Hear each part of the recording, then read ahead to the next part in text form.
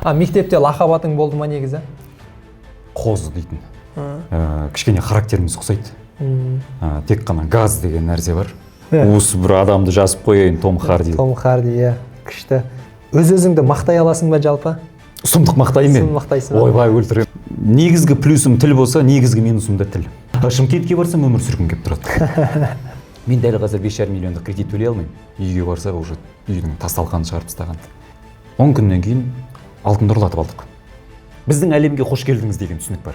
Есі дұрыс емес адамның істейтін тірлігі негізінде ше. Кейін мен осы қолтаңбаны сатып жіберемін дегенсің.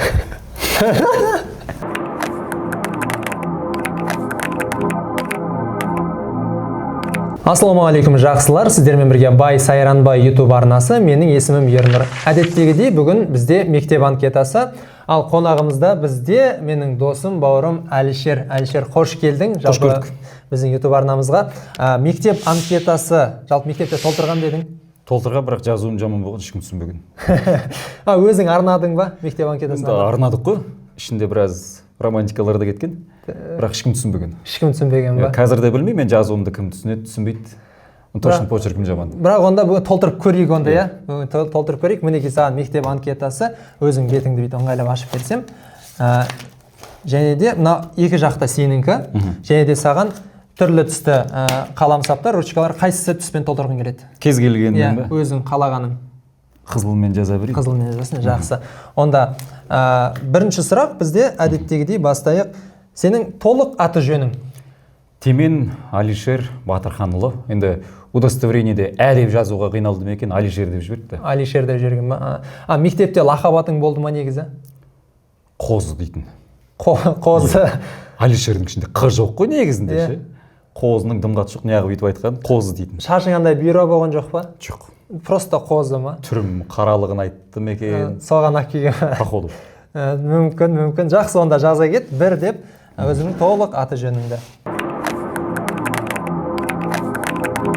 Екінші сұрақ бізде толық жасың нешеде қазір?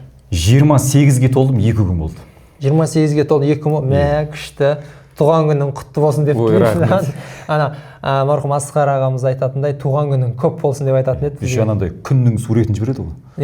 Туған күн деп күннің суретін жібереді смайлиге. Күшті, туған күнің. Датам жазайын ба? Датаң жазып кет. Үшінші сұрағымыз бізде енді сенің ұнайтын түсің, қандай түс ұнайды? Еркектің түсі өзі қара мен көк қой. Көк деп жаза берем ғой деймін. Көк па? Иә. Бірақ қызыл ручка таңдадың. Иә.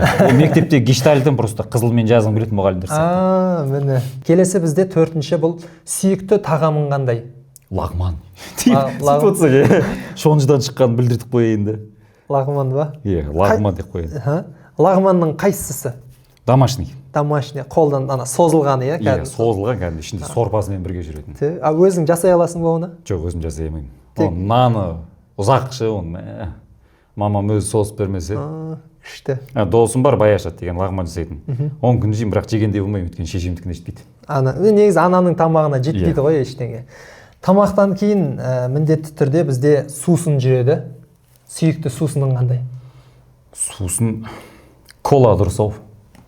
Дәл лагманнан кейін ба? Иә, шөліңді қанша ішсең де қанбайтын өзі бір судың түрі ғой, кола деген. Тәттінің тәттісі ма? Алтыншы бізде бұл жануар. Сүйікті жануарың бар ма? Ассоциация өзің осындай жануарға ұқсаймын деген ондай жоқ па? Енді малға ұқсағым келмейді. Мінезімен болады ғой.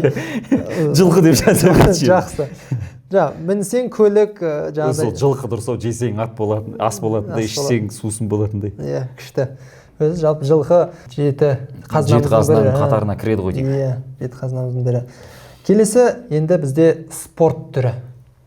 Спортпен айналысасың ба? Түрі. Соңғы рет Ернар Бейсенбекпен бірге Орбұлақ сахна сайысы мектебін аштық, одан бері жүргізбедік. Енді ол кезде каскадерлік бағыт болған. Енді белгілі бір өзім спорттың түрімен шұғылданам деп айта алмаймын. Былай көріп, қызығып. Мектеп кезден төбелес адам ұрып көрмеген біз ғой. Таяқ жеп көрген, бірақ ұрып көрмеген болады ғой. Мектепте көп таяқ жейтін балалар үшін. Содан кейін тілге қатты жатып алғанбыз. Удар тимес үшін, иә. Бірден шешіп тастайтын ба? Иә, бірден тілмен шешіп тастайтын. қандай ситуация болса да спорттан бұрын тіл жетіп үлгереді әйтеуір. Андай футбол, волейбол, ойнау. Мектепте футболға қызықтым. Футболкамның артында Андрей Аршавиннің жазуы болатын. Бірақ қана мектепте болады ғой, мектепте футбол ойнап жүресің, бір қысатын кроссовка киіп аласың, сонымен футболға кетесің. И футболдан кейін аяқ киіміңді шешіп қарасаң, бас бармағың ісіп кеткен, ішіне қан, әрең. Содан кейін саусағым кетті, содан кейін футболға жолаған жоқ. Иә, ол 7-ші класс па екен, 6-ші класс па екен. Содан кейін кетті. Мүмкін сол кештартып болып қалған футбол дұрыс ау. Өйткені өзімде ютубта футбол туралы канал жүргізгем. Осыдан бір 5 жыл бұрын қазақша Футбик деген канал. Қазіргі таңда Әлімжан Асқар оны жүргізіп жатыр. Әрі қарай жалғастырып кетті. Жүргізейін дедім, әрі қарай оқыталып, бірақ футболдың оқырмандары қазақ аудиториясында аз екен. Барлығы да сол Сентанта спорт, одан кейін барып қазақ спорт. Казспорт арнасын көреді деген сияқты. Футбиктің оқырманының саны бір 13 мыңға дейін жеткіздік. ютубта әрі қарай қазір Әлімжан Асқар шамамен бір 30 мыңнан асырды ғой деймін. Жақсы. Ол да футбол деп жаза салайын.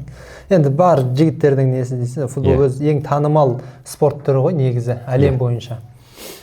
Ал келесі бізде негізі спортсмен еді сұрағымыз. Спортсмен ондай бір кумирің бар ма спорттан? Бір спорттағы кумир немесе бір үнемі бақылап жүрген осының кісіні көремін деген секілді. Енді табиғатымыз жақын Еркебұлан Тоқтар шығар. Еркебұлан Тоқтар. Кішкене характеріміз ұқсайды. Тек қана газ деген нәрсе бар. Тоқтау деген нәрсе жоқ. Хейт болса да болмаса да оған бәрібір ше. Өмір сүру тактикасы ұнайды. Көп спортсмендер спорттан бір жетістікке жетеді, әрі қарай әкім болып кетеді, депутат болып кетеді, содан кейін кумир тоқтатады ғой, жұмыс тоқтайды ғой. Еркебұлан Тоқтарды білмеймін неге екенін. Тек қана газ ғой. Жақсы. Жұмыстан никак тоқтамайды әйтеуір. Рубиться ететіндер бар ма деген. Иә, рубиться ететін чисто. Рубиться деп біреу бар ма? Стойкада рубиться ететін. Проходқа кіре бермейді. Менде уақыт жоқ күрес дайындайды. Уақыт просто жоқ. Келесі бізде сұрағымыз, бұл 10-шы сұрақ. Сүйікті мем. Жаба Еркебұлан айтып отыр ғой, рубиться ететіндер бар ма? Таралып кетті. Иә, ол да мем негізі. Иә. Бір шамасын өзім жазғам. Бір шама мем болып жүрген сіздер. Мен білем, бір ат есінен шықтыр бір қыз. Ақботанор. Иә, Ақботанор. Мемдердің біразын мен жазғам. Маған қатты ұнайтын Мұрат Әбділдің сөздері басқа. Қайсысы сөзі именно? Анау Камри мен 200-ның әңгімесі бар ғой. 200-мен, Toyota Camry 200-мен кеп, ап еткізеді ол көрші. Камри мен 200 дейсі ғой. Келесі бізде әнші немесе топ. Әнді таңдай алатын, сөзіне қатты мән бере алатын, және соның стилистикасына қатты мән бере алатын Ғазизхан Шекербек. Жақында ғана Мантра деген ән шыққан, Ақберен Елгезек сөзін жазып берді. Жүрегімде қаным тулап жатыр, шынарыма жұлдыз құлап жатыр, жалғыздықтан сезім жылап жатыр. Мықты қай әні болса да, оның ішіндегі сөздері мощный. Иә. Ақын таңдайды, сосын музыканы өзі жазуға тырысады. Күшті. Ғазекеңдікі. Ал келесі енді ән. Осы Ғазекеңдікі ма немесе сүйікті басқа бір әнің бар ма? Өзің айтып жүретін. Нарықта қандай да бір ән трендке шықпас бұрын, ол негізі бұрын шығып қояды ғой. Мысалға, Қазбек Құрайыштың Таптым ау сені деген әні, ол вообще-то осыдан бір 5-6 жыл бұрын негізінде шығып кеткен. Оның орындаушысы да бар. Оның негізінде ең алғашқыда бастаған Ернар Амандық. Ернар Амандық шығарған кезде тыңдап жүретінмін, сүйсініп тыңдайтынмын. Айналдырған 1-2 жыл өткеннен кейін оның авторы Қазбек Құрайыштың өз орындап көреді. Трендке шығып кетеді, күшті, өте әдемі. Тура сол сияқты Нұртас Тұрғанбек сөзін жазып берген Абзал Өтешевтің әні Тоқта. Тоқта, мен жанайын жансаң отқа деген әнді де осыдан бір 20 жыл бұрын шығарған. Оның сөзін кім жазған жақсы білемін. Ол ақынның да өлеңдерін өте көп оқимын негізінде. Жатқа, кәдімгідей кумир көретіндей адамдарының біреу, өмір салты да мықты. Қазіргі таңда енді ғашықтар деген фильм шыққаннан кейін сол ән трендке шығып кетті. мүмкін жастардың барлығы да тоқта деген әнді жақсы көремін деп айтатын шығар. Мен жалпы тоқта деген әнді қай жылдан бастап шықты, сол жылдан бастап тыңдап жүрмін. Тұрақты тыңдайтын плейлисттарымның ішінде бар. И алдағы уақытта да трендке шығатын әндердің плейлисті өзімде бар. Олар алдағы уақытта точно шығады. Күшті. Тоқта деп жаза салайын өзі. Жақсы. Тоқтамайым дейсің ғой. Тоқтамайым, мен жанайыншы самотқа. Жана бер, туысыңды құртпаш. Жақсы, келесі сұрақ бізде енді актер немесе актриса. Ол шетелдік болсын, қазақстандық болсын. Том Харди. Том Харди. Исуас.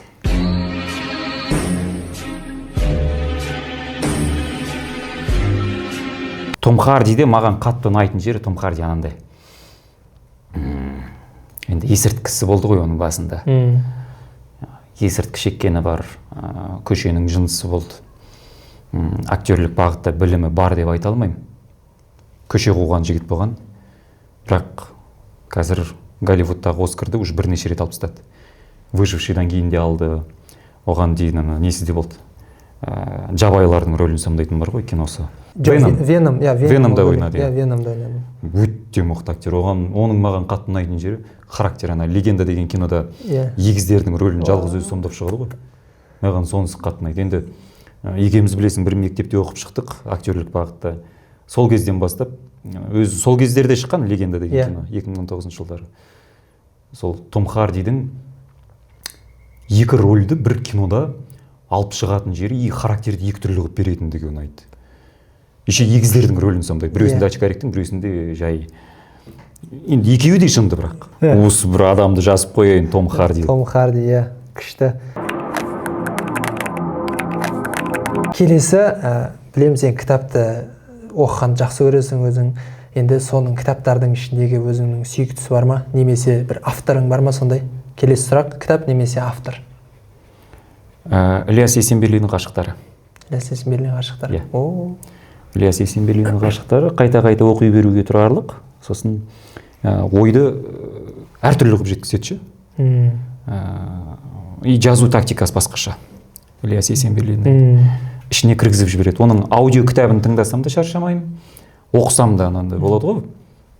Өзі мысалға Абай Құнанбаевтың кітабы, Абай жолы бастаған кезде қайтқанда деп басталады өзі. Сол жерден қайтып кетесің. Оқуға қарай. Дух жетпейді. Алатаудың бөктеріне самғап ұшқан қыран-құстың қанаты деп. Ар жақтан алып кетеді. Басын ұмытып қаласың.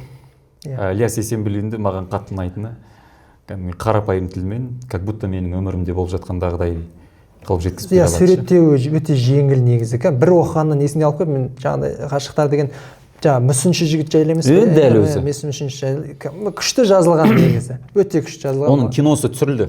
Бірақ өкінішке орай киносы ұнаған жоқ маған. Вообще ұнаған жоқ. Кітаптағыдай емес пе? Иә. Кітап басқа жақта, кино басқа жақта. Режиссердің өзінің көзқарасы болған шығар мүмкін. Кішкене басқаша болды. Сосын авторлардың ішінде қатты ұнайтыны Қыртпа жазушы, Бейкүнә күнәһарлар деген, Рауғаш ерте гүлдейді деген шығармалардың авторы Бейбіт Сарыбай деген кісі бар. Таза қыртушы. Қатты бір күлкім келетін кезде сол кісінің кітабын көріп оқып күліп аламын ше. Ана кісінің кітабын оқысаң күле бергің келеді. Жай қырту ма әлде сатира алғандай бір несі бөлек бір әңгіме келе ма? Негізінде әңгіме. Бірақ оқып отырып, болады ғой мектепте оқып жүрген кезде жазғы уақытта балалармен жиналып өзенге баратын уақыт. Тура сенің мектептегі шағыңды суреттеп жазып береді. И сен оны елестете аласың оқу барысында. Күшті. Ғашықтар жазып қойын, авторлардың ішінде Бейбіт Сарыбай жазып қойын. Жақсы, онда оқу керек екен. Ол міндетті түрде оқу керек. Мен оқымаппын, мен оқимын. Бейкүнә күнәһарлар деген шығармасы бар. Енді ішінде анайы әңгімелері де бар, бірақ қатты анайы емес. В меру десейші. Иә, өзінің мерасы бар. Бірақ ананы оқыған адам точно күледі. Жақсы. Қысқа ғана, бір 17 минуттың ішінде оқып бітіреді оны. Келесі сұрағымыз бізде енді мына сөйлемді жалғастыру керек боласын. Мен жек көремін, ары қарай жалғастыр. Мен жек көремін, үндемей қалуды. Үндемей қалуды. Иә. Өзіңдегі ол или вообще анау үндемей қалу деген өзі хоттан шыға алмай қаласың ғой. Біраз қарызға кірген кісілердің әңгімесін тыңдаймын ше. Неге қарызға кірген, үндей алмай қалған ше. Партнердің алдында, адамдармен келісу барысында, әңгімеге, тілге жатып алған адам өзінің ситуациядан шығу үшін тілін қолданады да шығып кетеді. Ана кісі үндей алмай қалады да.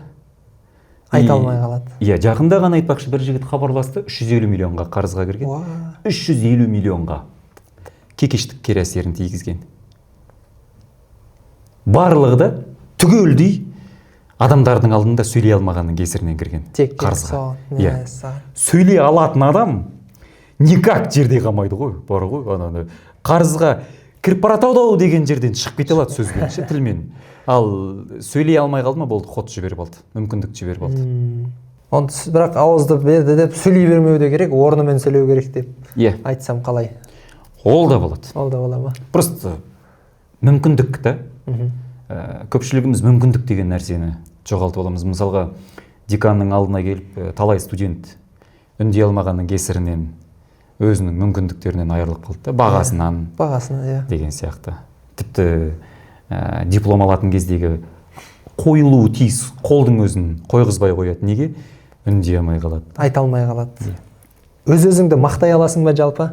Сұмдық мақтаймын мен. Сұмдық мақтайсың ба? Ойбай, өлтіремін. Келесі онда сенің өзіңнің жағымды жақтарыңды айтшы. Жағымды жақтарым? Жұрттың сұрайтын энергияны қаяқтан аласың деген нәрсе. Энергия всегда жоғары жүреді. Энергия жоғары жүреді. Сосын өзімізді кішкене күтуге тырысамыз. Ол енді камераның бір жағы требовать ететіні бар. Одан кейін барып жасап жүрген жұмысымызда мүмкіндік жіберіп алмас үшін энергияны тұрақты дұрыс қолдануға тырысамыз. Мысалға, Астанаға барсам, ішім пысып кетеді, өйткені ол жақта адамдар өте баяу жұмыс жасайды. Темп өте жай. Өте баяу, ішім пысып кетеді ана жаққа барсам. Шымкентке барсам өмір сүргім келіп тұрады. Ол жақтың адамдарында уақыт жоқ ше. Четырнашканың астына жаңағы сарағашты сақ қояды, ұшып жүреді. Вот анандай да энергияны деген сұмдық пайдаланады. Біздегі плюстың басым көпшілігі сол энергияның жоғары болуында, энергияны тұрақты дұрыс қолдануда. Достарымызда көп жағдайда баняға шақырғысы келеді, басқа жаққа шақырғысы келеді, бармаймын. Ондай жерге бармайсың? Тойға тоже, соңғы рет тойға қашан барған білмеймін, мүмкін 2 жыл, 3 жыл өтіп кеткен шығар. 3 жыл бұрын да бір-ақ рет барып көрген шығармын. И той есіктен кіресің, жаңа той анасын бергеннен кейін жоқ болып кету. Барғым келмейді. Ол жерде жаңағыдай отырғың келмейді ондай жерде. Или қалай? Уақыт жоғалтқым келмейді. Ол жаққа уақыт жоғалтқым келмейді. Уақыт жоғалтқым келмейді. Түсінікті, жақсы. Онда бізде энергия, Энергияны дұрыс қолдану деп қою. Күшті. Келесі енді осы сұрақтың антонимі жағымсыз жақтарың бар ма? Қандай жағымсыз жағың бар? Негізгі плюсым тіл болса, негізгі минусым да тіл. Өзі көп сөйлейтін адам тілмен жеңеді, бірақ тілмен жеңіледі по-любому. Ол бар. 10 миллион 9 тілден деген бар ғой. Тілден таяқ жейтін кезінде болады. Енді таяқ жеу деген көзге көру емес. Кейбір мүмкіндіктерден артық әсіре сілтеп қоятын кез болады деген сияқты да. Тіл кейде артық кетіп қалады. Артық қылам деп тыртық қылып жіберем дейсің ғой. Тіл. Өте, маған қатты ұнап жатыр бар ғой Әлішер, өзің бар. Мен білетін Әлішер емес, кішкене басқаша Әлішер келіп жатыр маған, кішкене басқаша Әлішер. Ол кезде армиядан келдік. Қап-қара жабай болып жүрді 2009 жылы. Енді келесі бізде 17-ші сұрағымыз қанатты сөз, цитата, өзіңнің өмірлік ұраның. Өмірлік ұраным, енді мүмкін оны аудитория жек көретін шығар, бірақ оны өзіме ұстаным қылып қойып тастағам. Құдай бұйырса деген сөзді көп жерде қолданғым келмейді. Мүмкіндікті өзің көресің, өзің қолданасың, өзің шығарасың. Күшті. Өмірді берді, рахмет көп-көп. Құдайға өте көп рахмет. Енді мен Құдай қаласа деп жататын болсам, маған біреу кеп бермейді ғой. Өзім қолданамын. сол мүмкіндікті өзім табам, өзім іздеймін, өзім қолданамын, өзім нәтижесін көремін. Жақсы. Бұл қанат сөздің жаңағыдай өзің шығарған не ба бұл? Иә. Енді шығарғам дегенде бір өзімді бір қатты бір автор ретінде көргім келмейді. Шілей ондай адам емес. Ауыр естуге. Бірақ амал жоқ осындай. Жақсы. Иә, жаза кет. Камерадан тыс. Мына біраз әңгімең маған қатты тиіп кетіп отыр. Ауыр кетіп жатыр. 18-ші сұрақ бізде бұл. Жаңа футболист жайында айтып жатсың ғой, гештальтым деп қызыл ручканы жазуда. Бұдан бөлек тағы жабылмаған гештальттарың бар ма? Болды, ол жабылмайды. Мүлдем. Бала кезіндегі велосипед жоқ, сол күйі. Сол күйі? Иә. Оны қазір өзің алып алатындай мен гештальтын жабамын. Жетеді, ақшам жетеді, ала аламын. Бірақ мен ол кезде ала алған жоқпын да. Саған алып беру деген нәрсе ма ол жердегі? Жоқ, анандай да. Мысалға, көшеде достарың жүреді, күшті бір велосипедтерді айдап алады да, а сенде жоқ. Қазір мен балаларыма да өзіме де ала аламын. Тіпті гаражымда үш көлік те тұр. Велосипедін де ала аламын қымбатын. Бірақ мен бала кезінде айдай алған жоқпын ше оны. Қызығын көре алған жоқпын. Жоқ, өзің балалық шаққа өзің соған елестетіп, велигіңді алып, бір айдап ондай болмай ма ондай? Бәрібір ол кездегі анау көшедегі достарыңның алдында мақтана алмайсың да бәрібір. Ол жоқ уже, жабылды, кетті. Түсінікті. Сондай. Ал енді келесі бұл енді орындалады, арманың немесе мақсатың осы келер. Мен всегда өте жақын араға ғана мақсат қоямын. Және арман дегенде анандай да. Енді кез келген алматылықтың арманы әйтеуір Абайдан Әл-Фарабиден жоғары тұру. Ол хорошо, ол арман орындалып жатыр, болып жатыр. Мақсатқа келген кезде мен барынша өте жақын араға мақсат қоюға тырысамын. Мысалға 2023 жылы 2 айда, нақтырақ айтқанда 60 күннің ішінде Тесла алам дедім.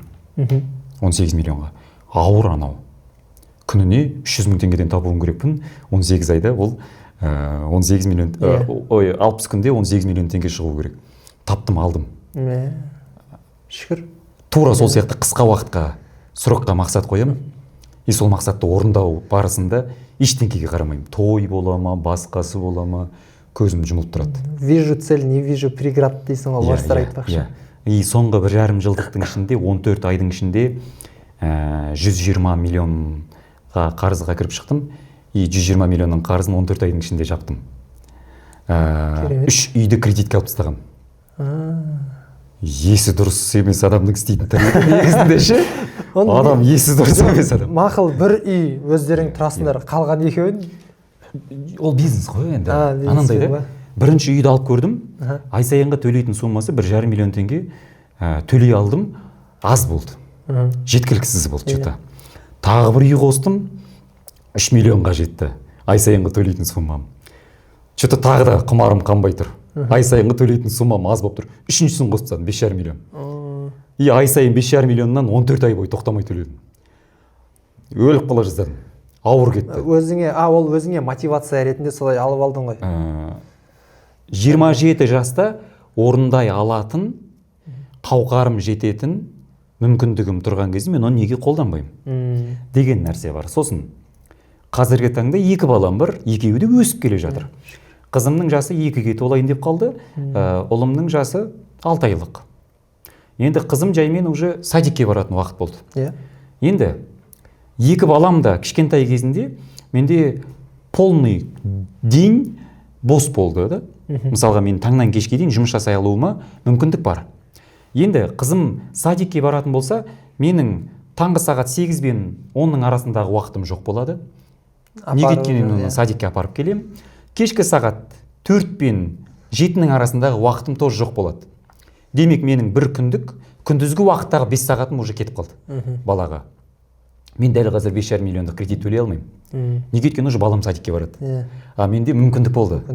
Жауып тастадым 3 кредит. Күшті. Сол үшеуінің қазір ремонты жүріп жатыр. И тура сол сияқты алдағы уақытта да жақын араға цель қоямын. И сол цельді сол жақын арада нақтырақ айтқанда срок қоямын. Мысалға да Гелендвагеннің негізгі бағасы Кореядан заказ беретін болсақ бір 80 миллионға жуық болуы мүмкін. Енді бір жылда 365 күн бар. 80 миллион теңгені 365-ке бөлетін болсақ неше шығады күніне? Оны есептеу керек, иә. Есептеп көріңіз. Иә. 365, так, 80 миллион бөлу 365. Күніне 220 мың теңгеден табуым керекпін. Енді өзімнің айлық шығындарымен қосқан кезде 250 мың теңге күнделікті табуым керекпін. Күнделікті таба аламын, негізі. Күнделікті таба аламын. Тұрақтылық деген нәрсеге отыруыма тура келеді. Тұрақтылыққа. Егер де мен тұрақты ай сайын 250 мың теңгені тауып отыратын болсам, онда 365 күннен кейін бір көлікке заказ беріп, можно алып алсам болады. И арманды көп жағдайда мақсатты солай қоямын. Күшті. Уақытқа қарай. 60 күнге, жаңағындай 14 айға, 12 айға, 8 айға деген сияқты. Жақсы. Онда мақсат ол қысқа уақыттағы мерзімдегі қойылған мақсаттар. Қысқа мерзімге арналған мақсаттар. Келесі 20-шы сұрағымыз бұл бізде өміріңде болған ең керемет есте қалған сәт. Өмірімде болған есте қалған сәт. Жұрт қаралайтын шығар. Мен бір хейтқа кіріп шыққам. Оны бүкіл халық біледі. Вот сол сәт. Есімнен кетпейтін, всегда есімде қалатындай. Ол керемет есте қалған сәт қой. Анандай да, ақшаның артынан қатты қуып кеттім, құтырдым плотына. Счетымда бір 40 миллиондай жатыр. Жұмсайтын жер жоқ. Ішім пысып кеткен, уже адамдарға боқтайтындай деңгейге жеттім ше. Қатты эгом ойнап кетті. Таиландқа барып келдім, шаштым, бірақ бітпей қойды ана ақшам ше. Алматыға келдім тоже. Командамда адамдар жетеді. Келіп жатыр, кетіп жатыр, келіп жатыр, кетіп жатыр. Уже әлеке дейтін деңгейге жетіп алғам. Қазақстандағы менмін дейтін танымал адамдардың өзі әлеке жолықпадық па дейтін деңгейге жетіп алғам ше. Құтырдым плотно. И плотно есім жинап берді сол ситуация. Анандай да еще командамдағы жігіттер әлеке бір түс бересің, уақыт жоқ вообще менде. Уақыт вообще жоқ. Арасында сөйлеп бере салам, кетем, сөйлеп бере салам, кетем, сөйлеп бере салам, кетем. Монтаж жасап жатыр, әйтеуір салып жатыр, түкке қарап жатқан жоқпын. Есілдердім, тағы да не албасам болады екен, деу ше. И сөйтіп құтырып жүрген кезімде байқаусыздан тілімнен авария болдым. Таяғын жедім. Анау Шытырман кинодағы оқиғалар болады ғой. Квартираның ішінде уже бандиттар кіріп кеткен, талқандап тастаған, артымнан 570-тер қуып жүр. Біреу пышақпен қорқытады, біреулері түрмедегілер звондайды деген сияқты. Сондай дәрежеге. Сондай дәреже болды. Көмекшіме айтам, бір көлікті алда жоқ болып кетті. Көлікті алда тығып таста, салоннан алған жап-жаңа лиім бір тық десең жоқ болды. Ешкім таппай қалсын сені. Оғыл жоқ болды. Әйелім айтам, масканы киді, капюшоныңды ки, чемоданның бәрі қалсын. Теслам бір отырайықты жоқ болайық. Отырдық, жоқ болдық. 15 минуттан кейін үйге барсақ, уже үйдің тасталқанын шығарып тастаған. Есіктің алдында бір жама шыбаған кісілер ұрып жүр ше. И ана ситуация кәдімгідей бір шытырман оқиға ғой. И 15 күн бойы ешқайда шығалған жоқпын, шығатын болсам талқандап кететін адамдар болды. Шығалған жоқпын, үйде отырдым. И биліктегі кісілердің бір шамасы хабарласты. Өте көп хабарласқан кісілер. Жағдай сұрады деген сияқты ше. Көмек қажет болса көмек десейік деген сияқтылар да болды. Шығып кеттік әйтеуір ситуациядан, бірақ есімнен кетпейтін ситуация сол. Өзім косякқа кірдім, и өзім шықтым. Негізінде әйелім шығарып берген. Әйелім журналист та. Корреспондент сайтта мақала жазумен айналысатын адам. Журналист болғаннан кейін қандай да бір келген хейт болса, ол хейттің бетін бері қарату үшін түрлі ходтар қолдана алады. И сол шығарып берді әйелім. Жалпы ыңғайлы адамдарға жаңағыдай түсінікті қылып сол алып келді ғой. Жақсы. Так. 5 қазандағы болған оқиға деп қойын. Солай жаза ғой. Қатты өкінген кезің немесе соңғы уақытта деп алайық, көңілің қалған кез. Анандайды, мен қателік жасамадым емес. Әжептәуір қателік жасадым. Бірақ ол қателікті қателік деп түсінгім келмейді. Мысалға, бір кездері әйеліме мысалға шамамен бір 2 миллионның жобасында бір алтын алып бердім, алқа. Белгілі бір брендтік алып бердім. 10 күннен кейін алтынды ұрлатып алдық. 10 күннен кейін. 10-ақ күн сонда арасы. Қызығын да көріп үлгерген жоқ, ұрлатып алдық. Қателігім, иә. Кім ұрлаған да білем. Бірақ мен ол нәрсені қателік деп түсінгім келмейді. Артынан кейін барып былай деп түсінемін. Ұры кімнің үйіне түседі? Байдың үйіне. Кедейдің үйіне түспейді. Иә. Пашам айт, онда сен байсың ғой. Деп ақтап алуға тырысам. Ақтап алуға тырысам. Анау минус негізінде әжептәуір шығын ғой, ой. Өкінетіндей кәдімгідей баз ішіп кететіндей ситуация ғой негізінде. Қандай сумма жатыр ғой, әркімге әртүрлі ғой ол. Бірақ ақтап алуға тырысам солай. Пашам айт, сен байсың ғой онда. Деп ақтап алуға тырысам. Өзіңді солай шығарып алдың ба? Иә. Қандай жағдай болмасын, әйтеуір минусымды плюс қарап әйтеуір сөйтіп шығарып ал. Егер де оны минус деп танитын болсам, өзімді кінәлап жоқ болып кетемін. Жаңағыдай көп адамдарда сол ғой негізінде өзін кінәлап, мысалға да бір шамасы өзінің туған туысы егер де Құдай сақтасын өмірден өтіп кетіп жататын болса, ой, оның өмірден өтуіне мен кінәлімін деп қатты кінәлап кетеді. Өзіне қабылдайды ғой. Иә, өзіне қабылдайды. Сондай жағдайда минусқа кетіп қалмас үшін барынша өзімді плюсқа қарай алып шығып кетуге тырысамын. Оны тәжірибе ретінде көресің ғой. Иә. Жақсы. 2 оқиға болды. Мен біреусін айтып берейін. Бір жігітті тегін оқытамын дедім. Бір аптаның ішінде бір 10 миллионға табысқа шығарып беремін дедім. Келістім. Инстаграмдағылар барлығы біледі. Жұмысты бастадым, тегін үйретіп жатырмын.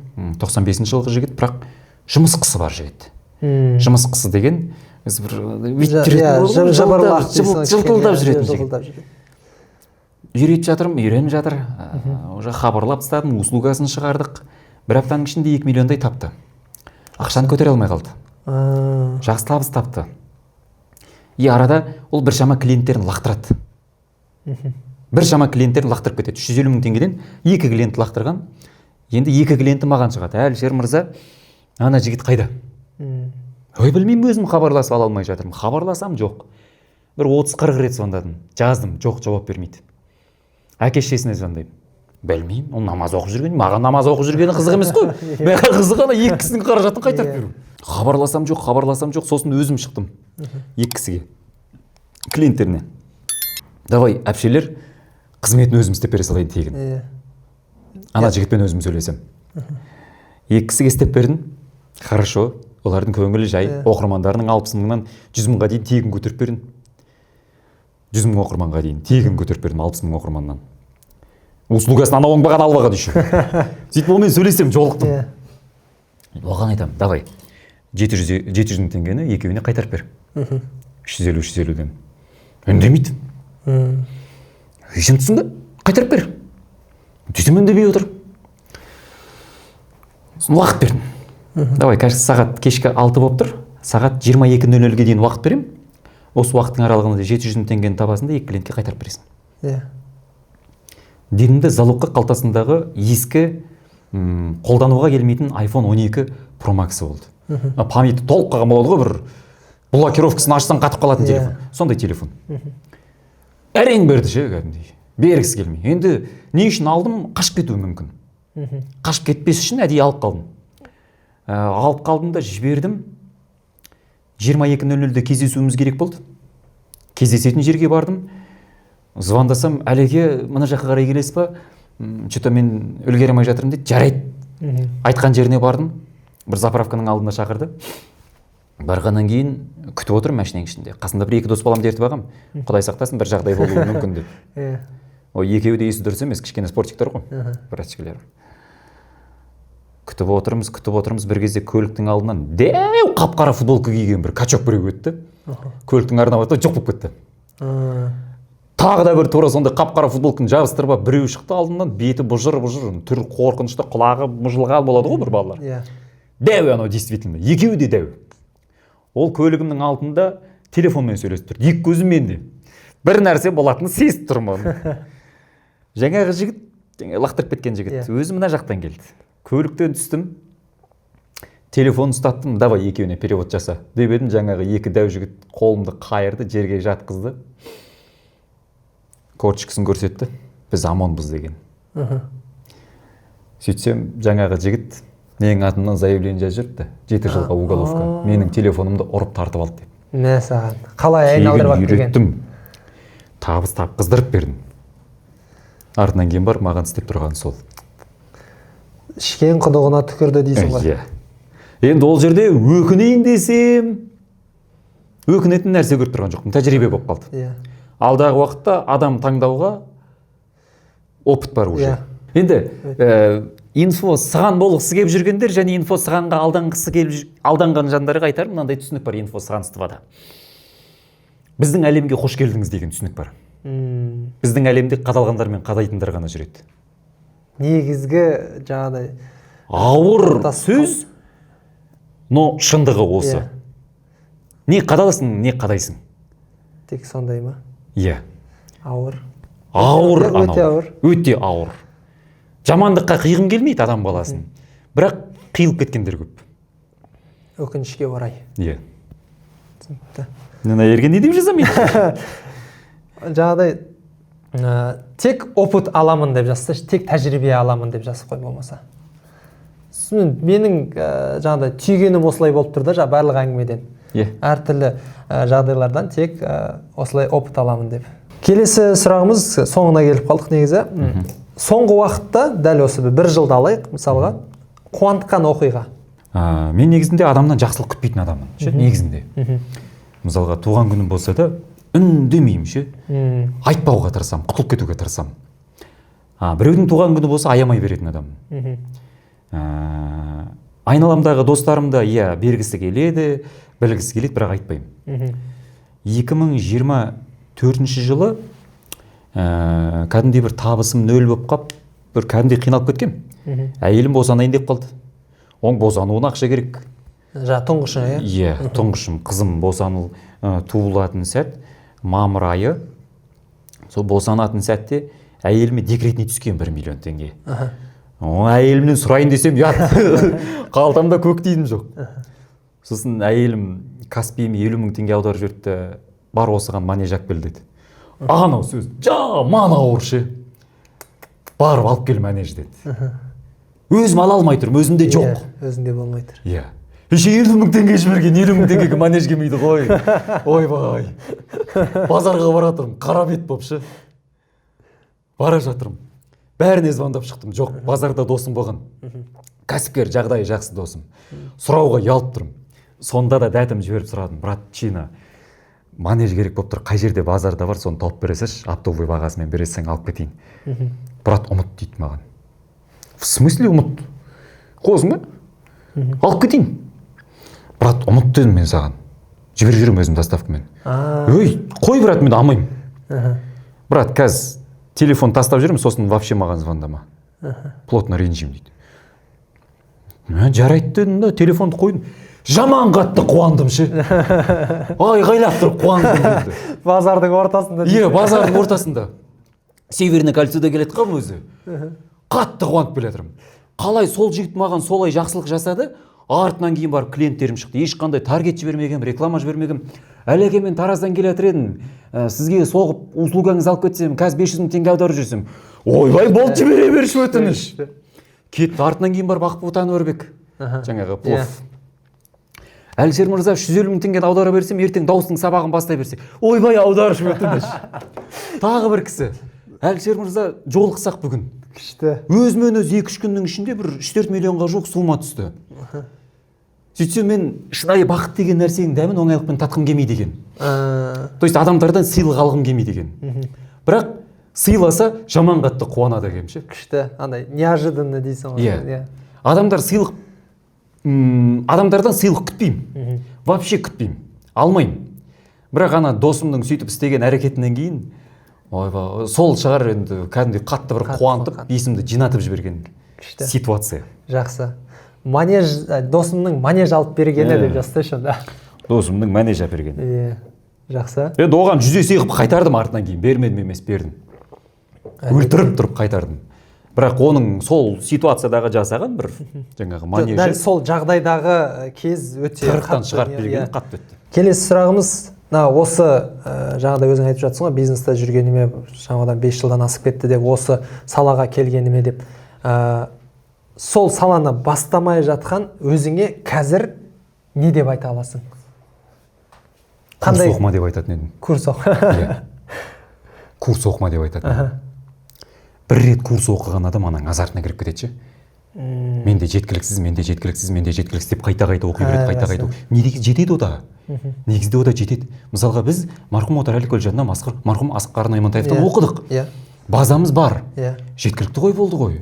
Енді тағы да кімнен оқиын деп жатсың? Осы нәрсе, мен қатты ары қарай тағы не істесем болады деген нәрсе менде қатты болған негізі. Жетеді, оқыма. Оққан жоқпын. Істеп кеттік просто. Қазірде осы уақытқа дейін сол 2019-да оқыдық па біз? 2019-дан бері тірі жанның курсын оқып көрмегем. Тірі жанның. Енді оның ішінде инфо сыған коллегаларым да бар, барлығы бар, оқып көрмедім. И адамдарға да айтатыным, оқымаңдар. Именно инфо сығандарды оқымаңдар. Құлағыңнан іліп жібереді, артынан кейін отырасың, кредитін төлеп. Жақсы. Курс оқыма деген кеңес қой сенде. Курс оқымаңдар, істеңдер. Қолыңнан келіп тұр ғой, жасау керек. Просто курс сатушы өзі жасау білмейді негізінде.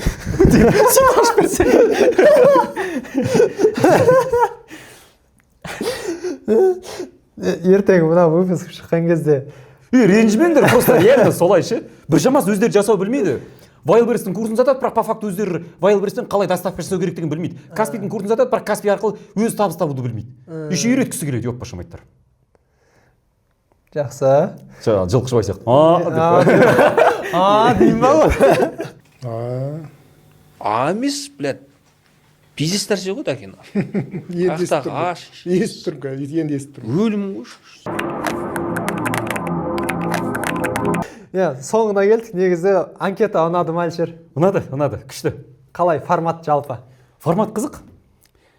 Әдемі. Адам көп жер жақында ғана тағы да бір подкастқа барып кеттім. Көбінде енді сұраққа келіп қадаламыз ғой. Банальный сұрақтар емес ше. Есіңді жинап алуға, бұрынғы дүниелеріңді қайттан қазбалауға қызықтау тақырыптар бар екен. Кішкене ностальгия. Ностальгия. Манежді ұмытып кеткен уже ше. Есіме түсті қайттан. Күшті, жақсы. Рахмет ұйымдастырғаныңа. Қуаныштымын. Жаза кет, онда 24-ке ұнады деп жазсаң, және 25-ке есіңде ме анкетада үнемі қолтаңба қоятын едік қой. Өзіңнің қолтаңбаңды тастап кетсең, біздің анкетамызға деп. Кейін мен осы қолтаңбаны сатып жіберемін деген. Қара, енді мінекей саған қосымшадағы қаламсаптар, өзің әсем дейім десең, өзің еркің, әсем демейім, осылай қалдырам десең, ол өзің еркің. Ол мен гештальтым. Өзің ыңғайлай берсең болады. Көрермендермен олай болса қоштасамыз. Осымен біздің мектеп анкетамыз аяқталды. Лайк басыңыздар, коммент жазып кетіңіздер, біздің арнаға тіркеліңіздер. Сау болыңыздар.